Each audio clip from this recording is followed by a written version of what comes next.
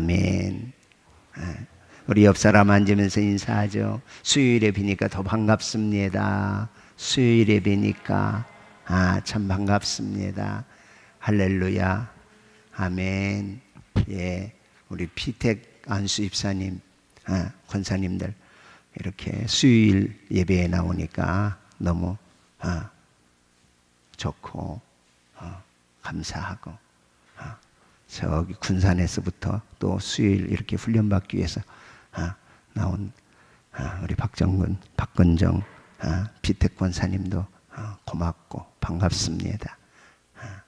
예배 마친 후엔 본당에서 하기는 어려우니까 카페에서 우리 피택 권사님들, 피택 안수 집사님들 그렇게 훈련하고 만남의 시간 갖도록 하겠습니다. 오늘은 제 10계명 다시 우리 21절 주의를 기울이면서 같이 읽어볼까요? 내 이웃의 아내를 탐내지 말지니라. 내 이웃의 집이나 그의 밭이나 그의 남종이나 그의 여종이나 그의 소나 그의 나귀나 내 이웃의 모든 소유를 탐내지 말지니라. 아멘. 오늘은 10계명 중에 제일 마지막 계명, 이 수요일 신명기 강의 중에 10번째 그 계명에 대해서 시간 되는 대로 함께 주시는 은혜 나누겠습니다. 다른 계명들은 다 가만히 보면 우리가 읽은 대로 우리의 행위나 말 이거에 대해서 이제 관련되어져 있는 계명들입니다. 그런데 그 범죄 행위나 말이니까 우리 눈으로 금방 띄고 들려서 알게 되는 그런 이렇게 볼 수 있는 계명들이에요. 그러나 오늘 10계명은 탐심에 대한 말씀이기에 이것은 보이지 않는 그런 마음의 문제임을 우리가 이해할 수 있습니다. 다른 범죄 행위는 눈으로 볼 수 있는 그런 가견적 범죄인데 이 탐심 이거에 대해서는 우리 눈에 보이지 않는 불가견적 계명이다, 이렇게 말할 수 있다 하는 얘기입니다. 이 탐심은 죄의 욕망이고 죄악의 동기이고 그리고 보이지 아니하면서 그럼에도 불구하고 실제 하고 있는 죄라 하는 특징을 가지고 있어요. 보이지 않지만 분명히 죄로 존재하는 죄가 바로 이 탐심이라 하는 죄다 하는 얘기지요. 예, 이것들은 외적인 행동과 관련이 있다고 보기보다는 오히려 내적인 사고나 아니면 정서나 또 욕망에 대한 계명이 바로 이 10번째 계명인 것을 알 수 있어요. 탐심, 국어사전에 보니까 이렇게 나와 있어요. 무엇을 가지거나 차지하고 싶은 마음, 이렇게 표현했어요. 예, 본래 탐심이라는 단어는 남의 것, 내 것이 아닌 남의 것에 대하여 계속해서 바라고 탐하는 욕심을 가리킨다, 이렇게 정의할 수 있죠. 내 것 아닌 남의 것을 계속 바라거나 그리고 계속해서 탐하는 욕망이다. 신약에서 이 단어는 더욱 많이 지나치게 갖고자 하는 것이라는 의미로 우리에게 교훈 주는 욕망이 바로 이 탐심입니다. 그래서 성 어거스틴은 이 탐심이라는 단어를 충족한 것보다 우리가 더욱 원하는 것, 그렇게 정의 내리고 있어요. 예, 충족한 것보다 우리가 더 원하는 것, 그것이 뭐라고요? 탐심이라는 겁니다. 이미 충족했음에도 불구하고 그것보다 더 바라고 욕심을 내는 그런 욕망이 탐심이라 하는 얘기예요. 신명기에서 이 탐심이라는 단어가 타바라는 단어로 쓰여졌는데 이것은 악한 소욕 혹은 불법적인 욕심을 가리켜서 말할 때 이 탐심, 타바라 하는 이런 히브리어를 사용하고 있습니다. 한마디로 말하면 이 탐심은 내게 소유권이 없는 것을 불의한 방법, 의롭지 않은 방법과 그리고 옳지 않은 부당한 방법으로 탐하는 것, 이것이 탐심이다 하는 얘기예요. 내 것 아닌 것임에도 불구하고 의롭지 않은 방법으로 부당하게 내 것을 삼으려고 욕심을 내는 것이 탐심이라 하는 얘기죠. 본문에 보면 강조되는 것이 뭐예요? 오늘 본문 다시 주의를 기울여 보면 우리 원래 이 십계명이 출애굽기 20장에도 나와요. 그 출애굽기 20장에는 제일 먼저 나오는 것이 내 이웃의 집을 탐내지 말지니라. 내 이웃의 아내나 그의 밭이나 남종이나 그의 여종이나 이렇게 나와요. 그런데 신명기에서는 내 이웃의 무엇을? 아내를 탐내지 말아라. 내 이웃의 집이나 그의 밭이나 아니면 그의 남종이나 그의 여종이나 그의 소나 그의 낙이나 내 이웃의 모든 소유를 탐하지 말아라. 이렇게 기록되어 있어요. 제일 많이 나오는 것이 우리가 잘 알듯이 소유격이에요. 누구누구의 네 이웃의 아내, 네 이웃의 집, 네 이웃의 밭, 네 이웃의 낙이나 소, 종, 네 이웃의 모든 소유를 탐하지 말아라. 이렇게 말씀하고 있어요. 그러니까 다 무엇이 붙어 있냐면 내 것이 아닌 내 이웃의 것이라 하는 이 소유격을 굉장히 강조해 두고 있는 것이죠. 내게 소유권이 없는 이웃에 속한 것, 그것을 부당하고 불의한 방법으로 탐내기 시작할 때 우리는 이 계명이 강조하고 있는 탐심의 범죄를 저지를 수밖에 없게 된다 하는 문제입니다. 이 그럼 탐심이 어떤 죄냐? 이 죄에 대해서 우리가 먼저 잘 규명을 해야 그러면 이 죄를 어떻게 이길 것이냐, 어떻게 우리가 헤쳐나갈 것이냐 하는 것을 찾아낼 수 있어요. 그래서 이 탐심의 죄가 어떤 죄인가? 먼저는 이 탐심의 죄는 인간이 범할 수 있는 모든 죄 가운데 가장 보편적으로 범하는 죄다 하는 얘기예요. 인간 누구나 어디에서나 다 사람이 저지를 수 있는 가장 널리 그리고 쉽게 범하는 죄 중에 하나가 바로 이 탐심이라는 죄입니다. 그래서 이 탐심에 대한 죄책을 누구나 다 고백하고 살 수밖에 없는 우리 인간이라 하는 얘기죠. 아담과 하와가 이 범죄를 범함으로 인류의 범죄가 사실은 시작되어서 인간이 첫 비극이 시작되지 않습니까? 하나님이 금하신 그것을 탐해 지혜롭게 할 만큼 탐스러운지라 이런 표현을 쓰고 있어요. 그래서 인류의 시초에서부터 시작된 그런 죄악이구나 하는 사실을 알게 돼요. 그 성경에 보면 대부분의 대표적인 사람들 우리가 다 이 탐심의 죄에 걸려 있었음을 알게 돼요. 롯과 그의 아내는 말할 것도 없고 야곱도 그렇고 발람도 그렇고 아간도 탐심이고 엘리야의 아들들도 그렇고 사울도 탐심했고 아합도 그랬고 심지어 다윗도 이 탐하는 죄 때문에 결국은 인생의 큰 참회의 시간을 통해서 주님을 더 깊이 만나게 되어지는 모습들 봐요. 구약의 많은 제사장들도 이 범죄를 저지르고 맙니다. 그런가 하면 신약에서도 이 죄는 계속되어져요. 그래서 부자 청년 관원에 대해서도 예수님이 교훈하시는데 지적한 것이 바로 이 탐심의 죄에 대해서 예수님이 지적하죠. 성전에서 돈 바꾸던 무리들 마음속에도 사실은 욕심이, 돈에 대한 탐심이 그 마음속에, 가룟 유다는 더 말할 것 없이 돈에 대한 이 욕심이 결국은 예수 그리스도까지 팔아넘기는 그런 범죄를 저지르고 맙니다. 바리새인의 범죄가 그렇고요, 어떤 부자 청년이 그렇고, 사도행전의 아나니아와 삽비라도 이 탐심에 결국은 넘어져서 결국은 신약의 큰 비극의 인물로 기록되어져 있음을 알게 되어져요. 심지어 돈으로 성령을 사려고 했던 시몬의 죄악도 그렇게 지적해 주고 있어요. 그러니까 이것은 인간에게 가장 보편적으로 존재하고 자리 잡고 있는 죄다 하는 사실을 우리는 먼저 아는 것이 중요하다 하는 얘기죠. 저나 여러분의 마음속에도 이 탐심의 죄에 대해서 누구도 자유로울 수 없는 그런 삶의 자리에 우리가 놓여 있다는 점이에요.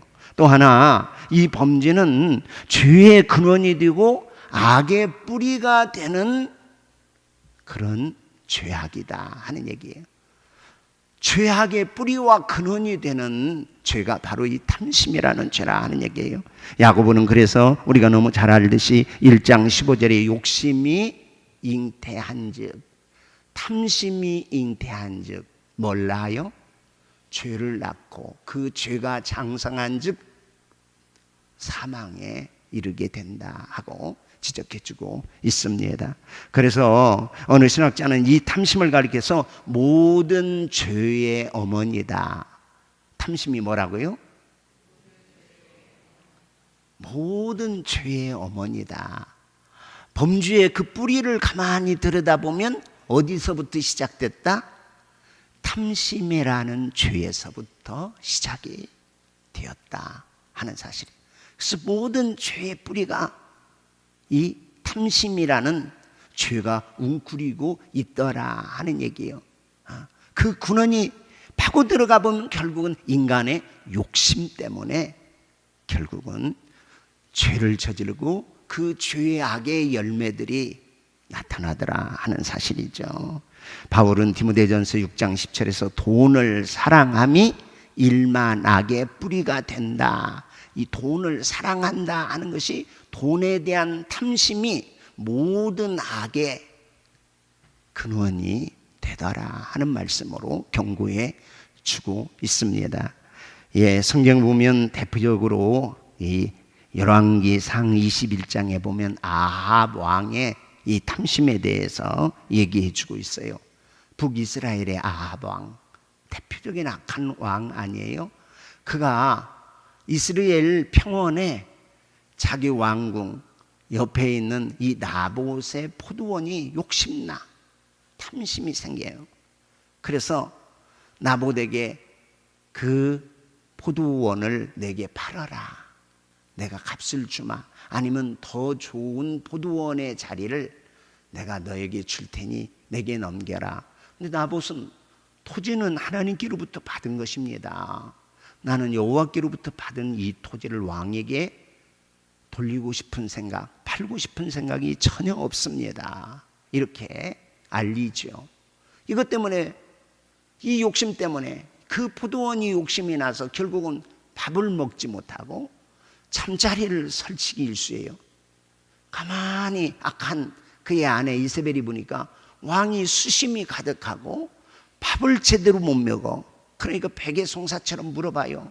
왕이시여, 아니 무슨 근심이 있길래 이렇게 먹는 것도 시원찮고 왜 이렇게 잠자리도 그렇게 수색이 가득해 있어? 그러니까 아합이 그렇게 얘기합니다. 나봇의 포도원 내가 갖고 싶은데 팔지 않는다네, 주지 않는다네.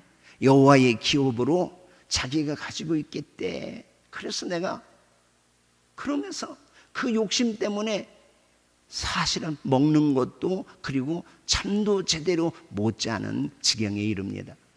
아니 당신이 이스라엘의 최고의 왕인데 그 가지 것을 가지고 그렇게 밥을 못 먹고 잠자리를 설치시나이까? 내가 드리리이다.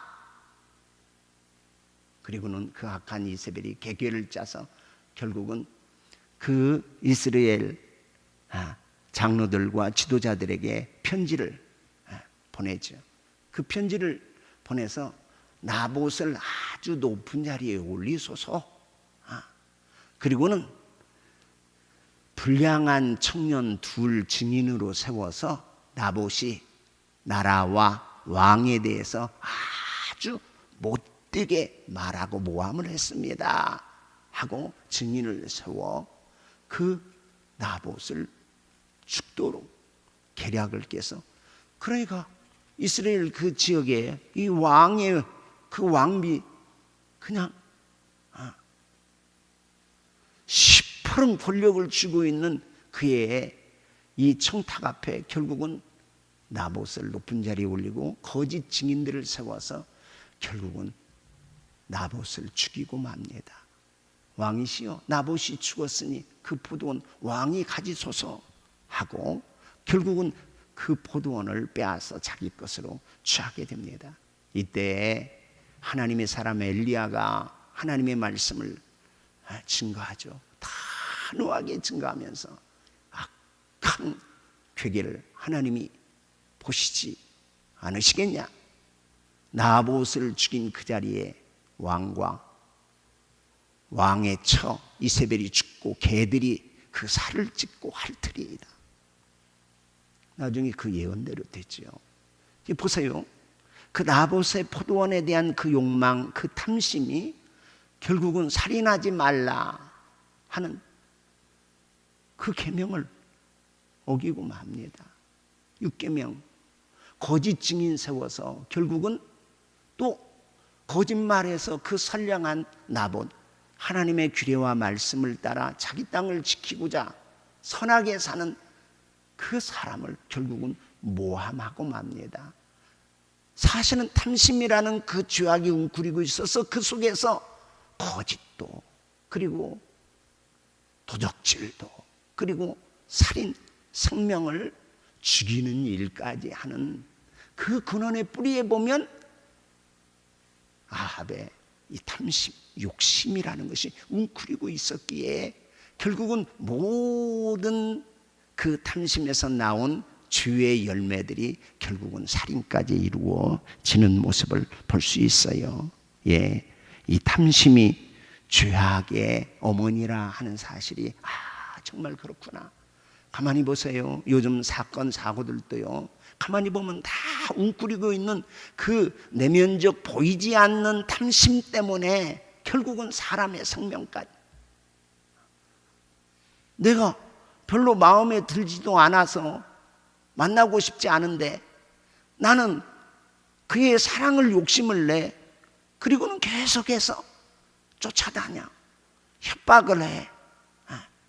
그러다가 결국은 그의 행적을 알아서 화장실에 들어갔을 때 그냥 흉기를 가지고, 요즘 스토킹이라는 것도 다 그 마음속에 보면 탐심이 결국은 그런 죄의 열매들로 나타나 사람을 죽이고 해치고 그리고 빼앗고 도적질하는 일들이 숱하게 벌어지고 있지 않냐 하는 사실이죠.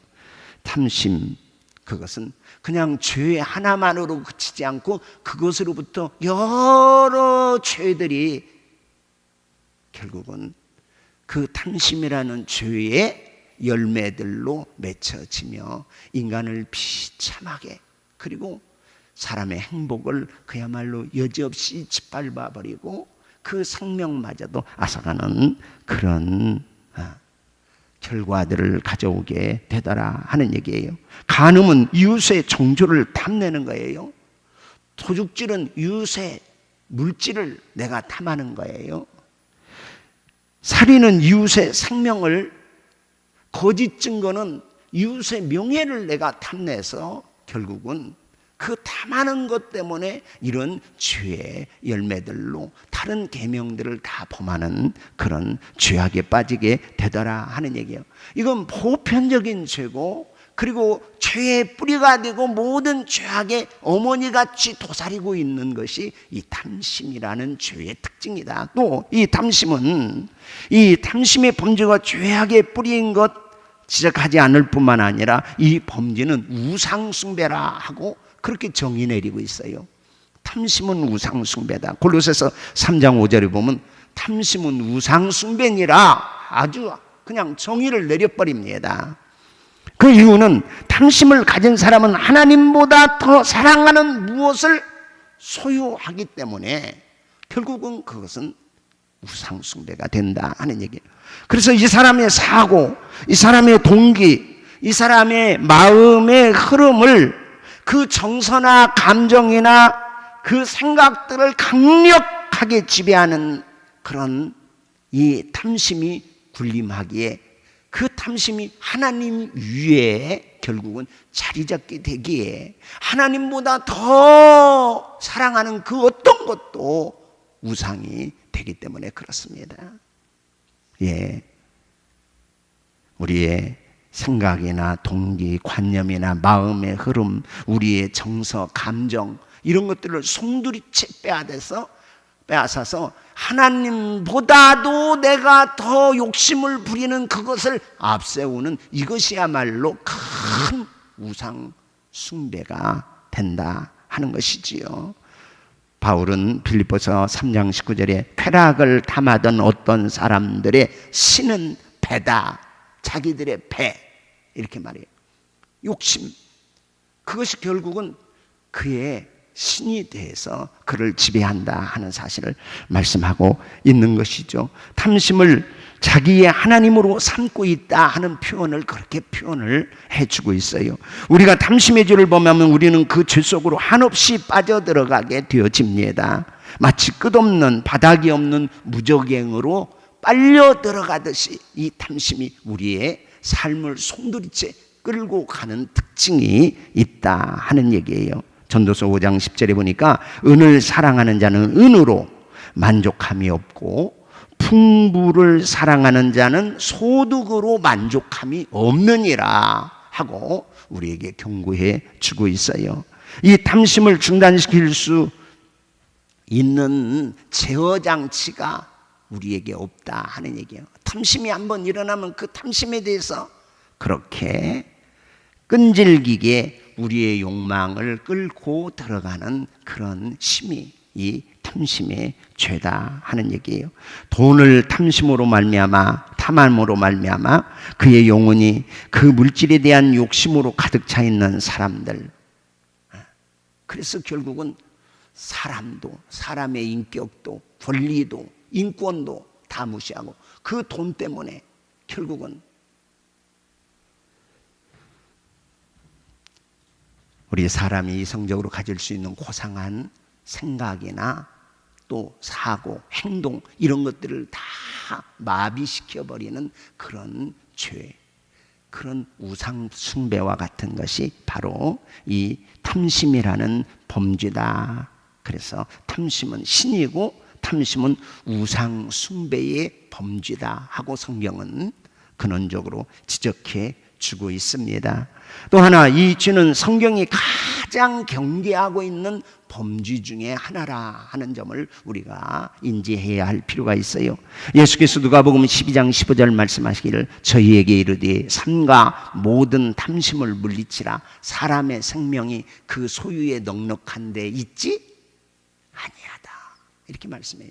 이건 예수님께서 제자들과 함께 사람들, 무리들을 가르칠 때 한 사람이 예수님 앞에 나와서 우리 형제가 내게 돌아올 분기까지 다 차지했으니 우리 형에게 얘기해서 나누어 가져라 하고 말해 주십시오. 예수님이 누가 나를 너희의 재판관으로 세웠느냐 하시면서 하신 말씀이 바로 이 말씀이에요. 저희에게 이르되 삼가 모든 탐심을 물리쳐라. 사람의 생명이 소유에 넉넉한 데 있지 않다 하고 말씀하시면 그 유명한 어리석은 부자에 대한 비유를 거기 이어서 해주는 것이죠. 어떤 사람이 농사를 짓는데 그의 풍년이 들어서 창고마다 가득 찼는데 또 많이 거두었기에 이거 어찌할까 하다가 창고를 그 옆에 더 크게 짓고 거기에 가득 채워놓고 스스로에게 만족하며 내 영혼아 이제 먹고 마시고 쉬자, 이렇게 많은 것 쌓아놓았으니 그때 하나님께서 그 농부에게 찾아와서 오늘 밤 네 영혼을 내가 데려가겠다. 그러면 네가 쌓아놓은 그것이 네 것 되겠느냐. 어리석은 자의 모습이 이와 같으니라 하고 주님께서 그 유명한 비유의 말씀, 교훈을 해 주시는 것을 볼 수 있어요. 예, 어리석은 자라는 거예요. 계속해서 내가 그만큼 쌓기까지, 내가 그만큼 모으기까지 어떻게 내 노력, 내 수고, 내 투자만 있었겠냐 하는 얘기. 하나님의 은혜가 있었죠. 때를 따라서 하나님이 햇빛을 주고 바람을 주고 그리고 비를 내려주시는 그 은혜 없이 어떻게 소출이 그렇게 많을 수 있냐 하는 얘기죠. 거기 그 많은 농산물, 그 많은 소득을 얻기까지 얼마나 많은 주변의 이웃들, 노동자들이 애쓰고 땀을 흘렸겠느냐 하는 얘기예요. 그런데 그냥 쌓아두기에 급해서 더 쌓아두고 더 모아두고 그리고는 내 영혼아 이제 먹고 마시고 누리면 되겠구나. 그런데 하나님은 그날 밤에 그 영혼을 데려가시겠다니. 그러면 네가 그렇게 쌓아놓고 자랑으로 여겼던 그거 네 것 되겠냐.